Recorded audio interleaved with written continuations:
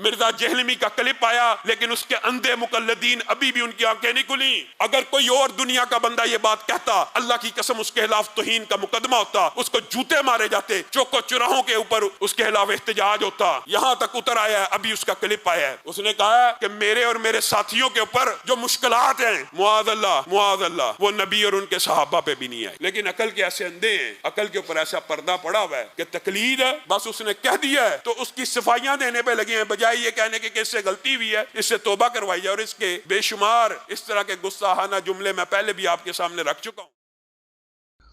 علی بھائی آپ نے اپنے بیان میں کہا کہ مجھے نبی علیہ السلام اور صحابہ سے زیادہ مصیبت آئی ہے. بالکل جھوٹ بولا ہے جی آپ نے. یہ جو جملہ آپ کہہ رہے ہیں نا, یہ جملہ قیامت تک ٹائم میں نکال دیں. میں نے تو یہ بات کہی نہیں ہے. میں نے تو یہ کہا ہے کہ ہمارے اسٹوڈنٹس پر بعض اعتبار سے وہ زیادہ مشکل وقت آیا ہے جس مشکل وقت سے بعض اعتبار سے میں نے یہ کلیئر کیا ہے. تو سرکار آپ خود ہی فیصلہ کر لیں. جس نے سوال لکھا ہے میں اس سے پوچھتا ہوں, کیا کبھی ایسا ہوا کہ حضرت عمار ابن یاسر نے اونچی آمین کی ہو اور حضرت عمر نے اسے مسجد سے باہر نکال دیا ہو؟ یہ آزمائش کبھی صحابہ پہ آئی ہے کہ ایک صحابی نے دوسرے صحابی کو مسجد سے نکالا ہو صرف رفع الیدین کرنے پہ؟ ٹائم قیامت تک جے لے کے آؤ جواب. تو بعض اعتبار سے بات کی تھی اور میں نے پورا اس کو ایکسپلین کیا ہے. پچھلے دنوں میری ایک ویڈیو ریکارڈ ہوئی تھی میرے اسٹوڈنٹس کے والدین. اس میں نے بتایا کہ یار یہ کیسے والدین ہیں, صحابہ کے والدین تو کافر تھے تو صبر آ جاتا تھا ان کو.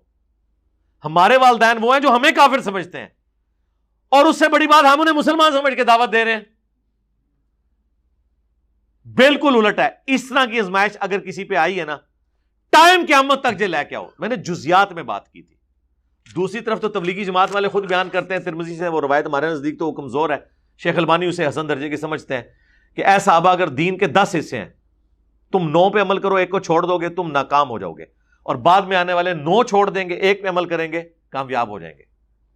اس وقت نہیں تبلیغی جماعت کو خیال آیا کہ یہ کیا صحابہ 9 پہ عمل کر کے ایک کو چھوڑ دیں وہ تباہ ہو جائیں, اور ہم ایک پہ عمل کریں تو ہم تو پھر صحابہ کو پیچھے چھوڑ گئے. اس وقت نہیں ان کو خیال آیا کہ مسند احمد میں حدیث ہے کہ حضرت ابو عبیدہ ابن جرح رضی اللہ تعالیٰ عنہ وعلیہ السلام نے کہا یا رسول اللہ سب سے بہترین ایمان کس کا ہے؟ ہمارا ہوگا نا, ہم آپ پر ایمان لے کے آئے, آپ کے ساتھ جہاد کیا. آپ نے فرمایا سب سے بہترین ایمان ان لوگوں کا ہوگا جو تمہارے بعد آئیں گے, جو مجھے دیکھنے والے بھی نہیں ہوں گے تب بھی مجھ پر ایمان لے کے آئیں گے. ٹائم قیامت تک جو جواب دو اس حدیث دا تے لاؤ فتوا کس تے؟ نبی الاسلام پہ لگے گا فتوا. آپ خود کہہ رہے ہیں نعوذ باللہ. ترمذی ابو داؤد میں حدیث ہے کہ جو شخص مشکل وقت میں صبر کر کے دین پر ثابت قدم رہا تو اسے آج کے دور کے میرے صحابہ کے 50 صحابہ کے برابر ثواب ملے گا اکیلے بندے کو. تسی ایک نو لے کے بیٹھے سو. ہم کہتے ہیں آج جو رفع الیدین کر رہا ہے نا ان لوگوں کی مساجد میں جا کے اونچی آمین کہہ رہا ہے, اس سے 50 صحابہ کی آمین کے برابر ثواب ملتا ہے. ابو داؤد ترمذی میں حدیث ہے, کھولیں. سرکار آپ کے جاہل ماں باپ کو اور ان کے جاہل آباء و اجداد کو اگر کسی نے حدیثیں نہیں بتائی تو ہم پہ کیوں غصہ نکال رہے ہیں؟ یہ غریب تو بدتمیز ہاں اور سیتے کدے نہیں سنیا. او ماما تو کدے قرآن پڑھیا کدے بخاری پڑھی؟ جب تو پڑھی نہیں تو کہ تو سننا سی کہ عمار کو ایک باغی جماعت قتل کرے گی, عمار انہیں اللہ اور جنت کی طرف بلائیں گے اور وہ جماعت دوزخ کی طرف بلا رہی ہوگی. صحیح بخاری 2812. جب تو نے پڑھی نہیں, تیرے باپ داداؤں نے نہیں پڑھی, تیرے باباؤں نے نہیں پڑھی, تو تو نے کہاں سے پڑھنی تھی؟ اس طرح فخر سے بات کرتے ہیں گویا بس سارا علم اسی حاصل کر لے. میں تو کدے نہیں سنیا. خدا کے لیے اللہ سے ڈر جائیں. تو یہ بات اس طرح نہیں ہوئی تھی. اس طرح کئی حدیث ہیں, صحیح ابن حبان میں ہے, مسند احمد میں ہے, مشکات میں ایک تیسری جلد میں پورا چیپٹر ہے اس امت کے ثواب کے بیان میں. اس میں یہ ساری حدیثیں ہیں کہ نبی علیہ السلام فرمایا جو مجھے دیکھ کر ایمان لائے اسے 1 دفعہ بشارت, جو بغیر دیکھے ایمان لے کے آئے اسے 7 دفعہ بشارت, ایک روایت میں ہے اسے 2 دفعہ بشارت. اور نبی علیہ السلام فرمایا مجھ سے سب سے زیادہ محبت کرنے والے لوگ وہ ہیں جو میرے بعد آئیں گے. یہ صحیح مسلم میں یہ والی حدیث. اور وہ تمنا کریں گے کہ ہم سے ہماری اولاد جان مال سب کچھ لے لیا جائے, ایک جھلک حضور کی کروا دی جائے. نبی علیہ السلام نے تابعین اور بعد کے مسلمانوں کے لیے کہا کہ وہ زیادہ اشکان رسول ہوں گے. یہاں بات ہو رہی جزیات میں, کلی فضیلت صحابہ کی ہے. سرکار صحابہ کو کون جانتا تھا؟ ہمارے دنیا میں یوٹیوب میں آنے سے پہلے آپ کو پتا تھا ابو ذر غفاری کون ہے؟ بتائیں، ہم نے آگے تعارف کروایا نا. آپ کو پتا تھا کہ عمار ابن یاسر کون ہے؟ صرف نام ہی سنا ہوا تھا نا. ان کی قربانیوں کا ذکر پتا تھا آپ کو.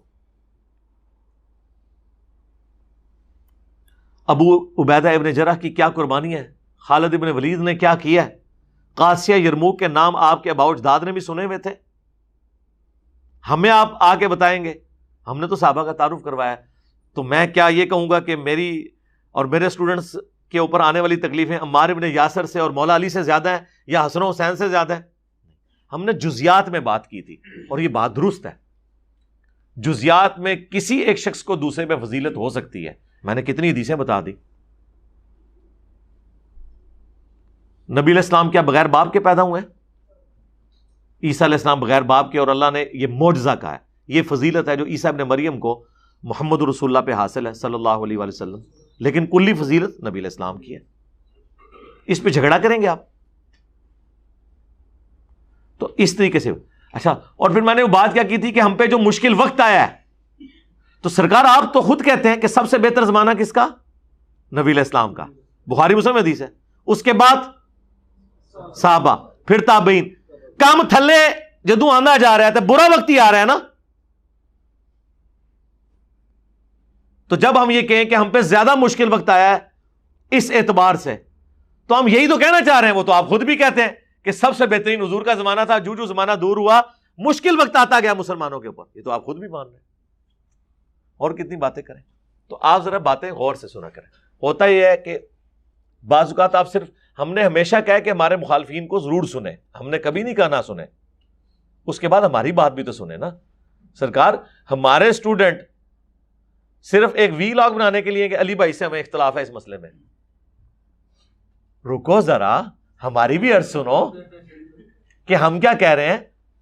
وہ لقمہ ایک نقطہ محرم سے مجرم بنا دیتا ہے. اب یہ دیکھیں گے جملہ کیا لکھا ہوا ہے. آپ نے اپنے بیان میں کہا کہ مجھے نبی اور صحابہ سے زیادہ مصیبت آئی ہے. یہ میں نے کہاں یہ جملہ بولا ہے؟ تو اور یہ مخالفین سے سنتے ہیں. ان کو ضرور سنیں، کیونکہ ہم چاہتے ہیں کہ آپ کو یقین آ جائے کہ یہ سارے فراڈی ہیں. لیکن اس کے بعد ہماری بات بھی سنیں. اور یہ جو آپ کو کلپ بھیجتے ہیں نا، YFIR کویسٹ ان لاہور ہائی کورٹ، اس ویڈیو میں نے کہا تھا کہ جو بھی آپ کو کلپ بھیجے نا، اسے کہیں گے واقعی ہم آپ کے ساتھ ہیں، بڑا خبیث آدمی جس نے یہ بات کی ہے. بس صرف ایک کام کرو کہ یہ پوری ویڈیو مجھے بھیج دو، تاکہ میں دیکھوں آگے پیچھے اس نے کوئی اور بات نہ کی ہو. ٹائم قیامت تک دینا جائے تو اس کو پتا چلے گا اس کو بھی کہیں سے آئی ہوگی. ان کو یار شرم کر، تو آڈے بابیاں دے چشتی رسول اللہ اشرف رسول اللہ دکھا بھی دئیے تے نہیں مندے ہو. اور یہاں 5 سیکنڈ کا کلپ، 3 سیکنڈ کا کلپ. یار دنیا میں آج تک ایسا ہوا تھا کہ اتنے چھوٹے کلپ؟ یہ ہمارے حق پہ ہونے کی دلیل ہے کہ ہم نے کبھی کسی کا چھوٹا کلپ نہیں کاٹا اور اپنا لقمہ اس کے منہ میں نہیں ڈالا. اور ہمارے مخالفین کے پاس دلائل ختم ہو گئے اور وہ اس قسم کے کلپ کاٹ رہے ہیں.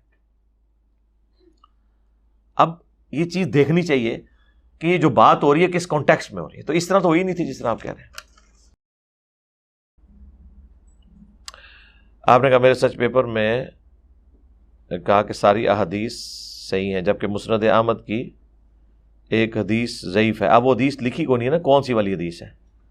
ہم نے اپنے ریسرچ پیپر میں کوئی ایسی حدیث نہیں لکھی بھی ہوگی جس کے ساتھ تحکیم نہیں لگی ہوگی دور حاضر کے بڑے بڑے ائمہ کی. یہ ہو سکتا ہے کہ ایک حدیث ایک محدث کے نزدیک ضعیف ہو، دوسرے کے نزدیک صحیح ہو. یہ نہیں ہوگا سارے اسے ضعیف کہیں. مثلا یہ جو حدیث ہے ترمذی کی، اس کو امام ترمذی نے کہا ھذا حدیث حسن صحیح، کہ جب عبید اللہ ابن زیاد کا سر کاٹ کر مختار ثقفی کے سامنے لا کے رکھا گیا کوفے کے محل میں، تو ایک بہت بڑا سانپ اژدہا آیا جو اس کے نتھروں میں داخل ہو کے منہ سے نکلا، پھر منہ سے داخل ہو کے نتھروں سے نکلا اس کے کٹے ہوئے سر سے.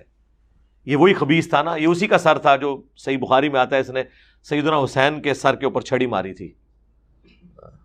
3748 صحیح بخاری میں. تو دنیا میں اس کو یہ سزا ملی. اس حدیث کے ساتھ امام ترمذی نے لکھا ہے ھذا حدیث حسن صحیح. شیخ البانی بھی اسے صحیح کہتے ہیں، ہم نے 5B میں ڈالی ہوئی ہے. شیخ زبیر صاحب اس حدیث کو ضعیف کہتے ہیں. وہ کہتے ہیں اس میں آمش کی تدلیس ہے. آمش کی تدلیس کا ہونے کا مطلب نہیں کہ ضروری وہ روایت ضعیف ہی ہوگی، ہو سکتا ہے کہیں اور جگہ سما کی تصریح ہو. شیخ زبیر صاحب کو چونکہ سما کی تصریح نہیں ملی، وہ اسے ضعیف کہتے تھے، لیکن البانی صاحب اور خود امام ترمذی اس حدیث کو صحیح کہتے ہیں. میں نے اسے اپنے پمفلٹ میں ڈال کے یہ نہیں لکھا کہ قال شیخ زبیر صحیح اسنادہ صحیح، میں نے لکھا ہے قال امام ترمذی اسنادہ صحیح، قال شیخ البانی اسنادہ صحیح. ٹھیک ہے، اگر آپ کہیں اس کو نکال دیں تو جو لوگ شیخ البانی اور امام ترمذی کی تحکیم کو ماننے والے ہیں وہ تو کہیں گے کیوں نکالی ہے، مجھے کیوں نکالا؟ نہیں کہیں گے. اس لیے ہم نے سارا نالج ایک جگہ جمع کیا تاکہ کوئی فتویٰ نہ لگا سکے. اس طرح ترمذی میں ایک اور حدیث ہے کہ اللہ سے محبت کرو، اس نے تمہیں نعمتوں سے نوازا ہے. میرے سے محبت کرو کہ میں اللہ کا پیغمبر ہوں، اور میرے اہل البیت سے اس لیے محبت کرو کہ ان کی نسبت میرے ساتھ ہے. اس حدیث کو زبیر لزئی صاحب صحیح کہتے ہیں، اور یہ فٹن بھی بیٹھتی ہے. صحیح بخاری میں نہیں آتا کہ سیدنا ابوبکر کہتے ہیں کہ محمد کے قرب کو محمد کے اہل بیت میں تلاش کرو، اور یہ حدیث امام بخاری نے ازواج مطہرات کے چیپٹر میں نہیں لی ہے، حسن و حسین کے چیپٹر میں لی ہے، ناسبیوں کا رد کرنے کے لیے کہ یہاں میں اہل البیت سے مراد، اگرچہ امہات المومنین بھی اہل البیت ہیں، لیکن یہ جو حضرت ابوبکر کہہ رہے تھے نا کہ حضور کی محبت، حضور کے قریبی لوگوں کی محبت میں تلاش کرو، اس سے مراد وہ اہل البیت کو لے رہے تھے صلی اللہ علیہ وآلہ وسلم. اب ترمذی کی اس روایت کو زبیر لزئی صاحب صحیح کہتے ہیں، البانی صاحب ضعیف کہتے ہیں. میں نے اپنے پمفلٹ میں وہ ڈالی ہے اور لکھا ہے قال شیخ زبیر لزئی اسنادہ صحیح. یہ نہیں ہوا کہ زبیر لزئی صاحب نے صحیح کہا اور البانی نے ضعیف کہا اور میں نے لکھ دیا کہ البانی نے اسے صحیح کہا. تو اس لیے پھر سارا نالج ایک جگہ جمع کرنے کے لیے آپ کو یہ ساری روایتیں لکھنی پڑتی ہیں. تو اگر کسی کو اعتراض ہے تو ٹھیک ہے، جو بخاری مسلم کی حدیثیں ہیں نا وہی آپ ہضم کر لیں، وہی نہیں آپ کو ہضم ہونی جو اس پمفلٹ میں لکھی ہوئی ہے. اور یہ جتنے محدثین جن کی میں نے تحکیم لگائی ہے، یہ وہ محدثین ہیں جو ہمارے مخالفین کے نزدیک خود ان کی تحکیم کو مانتے ہیں.